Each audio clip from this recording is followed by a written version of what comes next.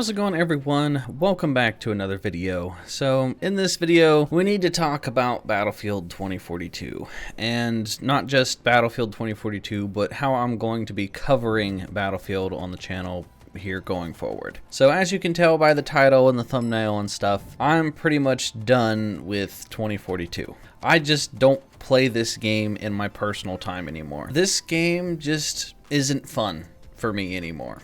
You know, it had its moments, like when the game came out, and it's to the point now where, like, I cannot find matches. It has gotten so bad. It's absolutely unplayable if you have crossplay turned off. Because I play on an Xbox Series X, so I don't like to play with PC players because I can notice a huge difference in terms of like how often I get killed by sniper rifles and long-range weapons when I turn on crossplay. So I would prefer to turn off crossplay, but that isn't possible anymore. So anytime I play this game, I have to have crossplay turned on. And now it's gotten to the point where it's hard for me to find matches with crossplay turned on. I have to basically search for the smaller 64-player game modes, and I have to go through Portal and try to find a semi-full match on Portal with crossplay turned on. Like if I search for the 128-player modes, sometimes I'll just search and search and search, and then it will give up and bring me back to the menu. And you know, it depends on like the time of day. Like I live on the East Coast. It shouldn't be this difficult for me to find matches. And anyone I've talked to, like all my friends and stuff, anyone I know personally that have played this game, they also have those problems. And it's to the point where, one, I don't want to play this in my free time anymore because it just isn't that fun of a game compared to previous Battlefields. So the only time I find myself playing this game is if I'm trying to record gameplay to make videos, because I want to have something in the background for you guys to watch. But it's gotten to the point where it's so difficult and I'm wasting so much of my time just trying to get into matches that if I'm going to have background gameplay, I think going forward I might as well just have, you know, me playing single player against the AI, because it's just way easier to do that than it is to find an actual lobby at this point. So I could spend all day talking about why the game just isn't fun for me. I mean, you guys know that the player base is dropping drastically. On Steam, it's reached below 5,000 players. You know, Battlefield 5 has more players than it and stuff. And there's been tons of breakdowns and videos and Reddit posts about all the missing features. And just all these things added up really makes for just a not fun experience. And I was holding out till the beginning of the year. For some reason, I was optimistic, probably because Battlefield's one of my favorite franchises ever for video games. I love the Battlefield franchise. You know, I had hope. I thought, okay, maybe they're going to see the feedback, and then at the beginning of the year, they're going to have this update, they're going to come back from the holidays, and they're going to get to fixing this game. And then this week, when they announced what they're going to do with this game, and they announced that they're going to get a scoreboard out at the end of February, and they pretty much confirmed that we're not going to be getting the start of Season 1 anytime soon. It appears that the data mines were correct. Like, we're not going to get any DLC until March, at the earliest. I mean, we might not even get DLC in March, which is absolutely pathetic. Like, a lot of people, including myself, spent over $100 on this game to get access to, like, the whole season pass for the entire year, and EA hasn't even mentioned anything about the season passes. Like, I as a consumer paid for something that I was promised, and I have no clue what's going to be in it. I don't know when it's going to come out. I don't know any information about the first season. And there's supposed to be, I think, 4 seasons for the entire year, and here we are in 2022, and it's almost the end of January and we don't know anything yet. Like, their communication is absolutely horrible. And I've already been down this road with Star Wars Battlefront 2. I covered Star Wars Battlefront 2 for the entirety of that game's lifespan, and I'm just reaching this point with YouTube where I don't want to deal with DICE's crap anymore. I've already been down this road with DICE. I know how DICE works. I also played Battlefield 5, so I know how they handled that. DICE went from being one of my favorite video game companies to now they are a company where if I see DICE's logo, I immediately know that the game's going to be half-assed and it's going to be crap. Because DICE has just time and time again put out a product or it's broken, and then they spend the next 2 years trying to fix their broken game that they sold me for $60. So I don't get my $60 worth for like another 2 years after I buy the product. And with Star Wars Battlefront 2, that game was a disaster at launch, and then it was just month after month, promise after promise, and horrible communication. It made me very upset as a gamer, and then it also was just very stressful as a content creator, because like as I was making videos on Star Wars Battlefront, it was just month after month of me stressing out about, am I going to have videos to make? Are they going to fix the game? What am I going to do with my channel? And I've already seen like 10 different red flags for 2042, and I don't want to do the same thing again with 2042 on this channel. I don't want to go week after week and month after month just refreshing Twitter hoping that DICE says something so that I can make content. It's just cancerous. It's not good for my mental health, and you know, I've gone from game to game on this channel, and I'm, you know,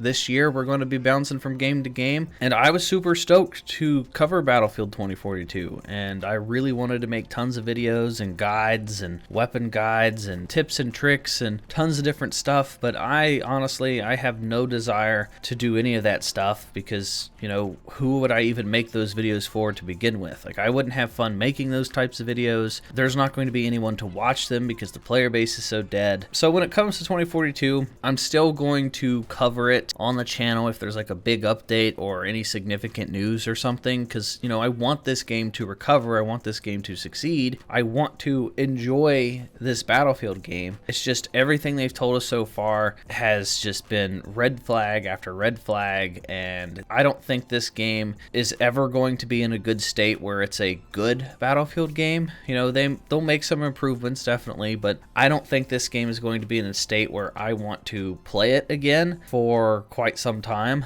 I mean, let's just look at the latest example this week when they were talking about the scoreboard. Kevin Johnson, the community manager, tweeted out, he said, "Let us know your thoughts on the new scoreboard arriving in Battlefield 2042 and Update 3.3. This is only phase 1 of it, and through your feedback, improvements will be made." See, something like this right here is immediately a red flag. The fact that they're calling it phase 1 of the scoreboard automatically just tells me that this game is doomed. Something as small and as simple as adding a scoreboard to their first-person shooter game and having multiple phases of the scoreboard because they need to get feedback on the scoreboard. Something as simple as that, DICE is drawing out, and they're making it way more complicated than it needs to be. They have made scoreboards for every Battlefield game. It is as simple as going in, copying a previous scoreboard, and pasting it into 2042. It doesn't need to be complex. It doesn't need to be in multiple phases. It shouldn't even have to need community feedback. It's a scoreboard.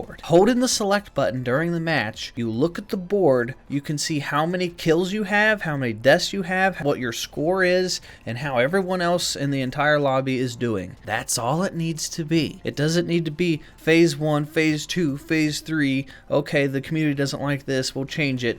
No, it's a freaking scoreboard. The game came out in November, and we're not even going to get phase 1 of the scoreboard until mid to late February. You know, that's our content that we get. I mean, that right there tells me that there's no prayer of this game being good anytime soon. And we're not even going to know just how much DICE listens to the community feedback until the first DLC comes out. If the first DLC comes out and they double down on the specialists and they double down on the giant map sizes, and the next map for the DLC is huge open environment and there's no cover and it feels just dull and boring and there's not much destruction on it, and they basically just double down on all their bad decisions, we're not going to know if DICE is listening to the community until Season 1 comes out, and they currently haven't told us anything about Season 1. And based off of buying the Season Pass, it did mention that they're going to add new specialists. So already with their promises and people pre-ordering the Season Passes, they have already promised that they're going to add new specialists to the game. So